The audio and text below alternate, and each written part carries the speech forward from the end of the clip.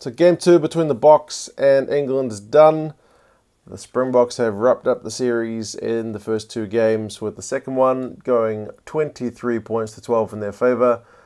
Comparatively low scoring game compared to the 10 tries of last week. So we had 4 tries, 2 to the Boks through Vermeulen and a penalty try, and 2 to England through Brown and May. Still kind of a hiss and a raw start to this one. I mean, Faf de Klerk was putting in hits, and Dale Ende had an intercept and he was gone. Ankle tap, try save. England trying to run the ball out from their own 22 and then forward pass. It was kind of helter-skelter, very entertaining stuff from the get-go. And then England kind of did a deja vu thing where, not quite to the same degree, but they ran in 2 pretty quick tries to Brown and May, kind of familiar faces from last week. So after 12 minutes, it was 12-0.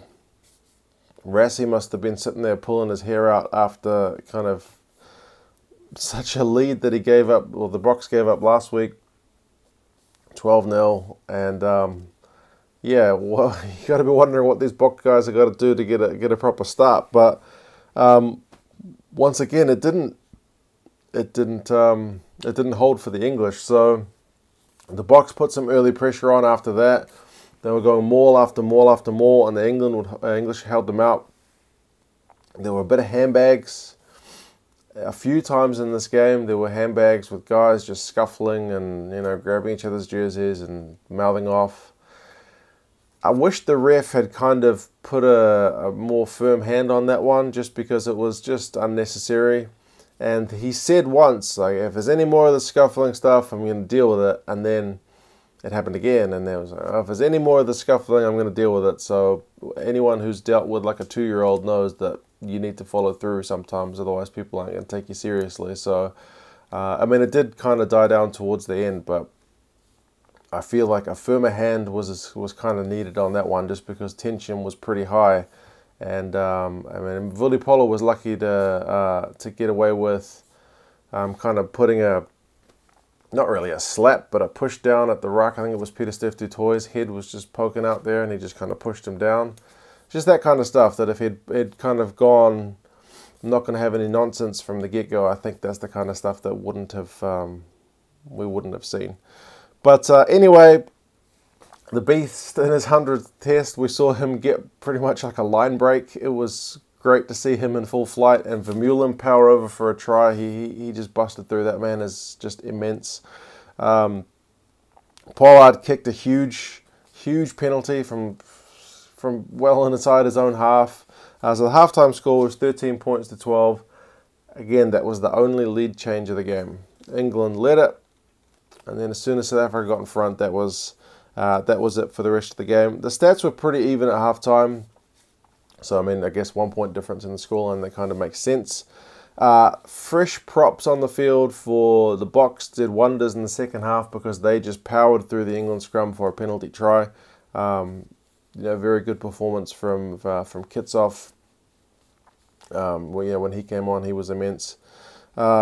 England almost got a try with Brad Shields. He almost scored in his second test for England, but just managed to lose the ball over the line as he was kind of going in that scoring motion. So that could have made the game a bit more interesting. But from there, England's attack for large periods looked a bit directionless. And I mean, Eddie Jones would have been pulling his hair out, the fact that they'd blown another lead. But yeah, it was not pretty from the English for a while. But then they did get a yellow card, because Hughes, we had a similar incident in the Ireland Wallabies game. A guy just poking it out of the ruck when the halfback or scrum half's going for the ball. Same thing happened in this game. Yellow carded. That seemed to fire the English up. So they did actually put some pressure on with a man down.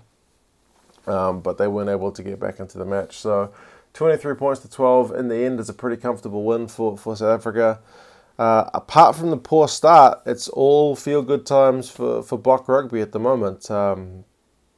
That loss over Wales and America with their B team is, I think, pretty much forgotten now. 2 good wins over what has been a strong England team. Good start for Rassie. If they can just get these starts sorted, they'll be even putting themselves in better stead going forward. Scrum looked good. For England, man, it's another loss. And disappointingly, it's another lead that they've blown. Like, to score 12 points in 12 minutes and then not score for the rest of the match is just... You're not going to win many rugby games if you can't score for kind of, 60-plus minutes. So, yeah, South Africa edged them in run meters and possession and territory, all those kind of key stat areas. Scoreline, pretty comfortable at the end of the day. So, yeah, what did you guys think of this one? Series is over, but we'll still look forward to Game 3. England still have a bit of pride to fight for. They will not want to go on a continued losing run. The Boks just want to keep things going. We might see some changes in combinations and some new players, so we'll see how that goes. Like I said, let me know your thoughts, and I'll talk to you again soon. See you later.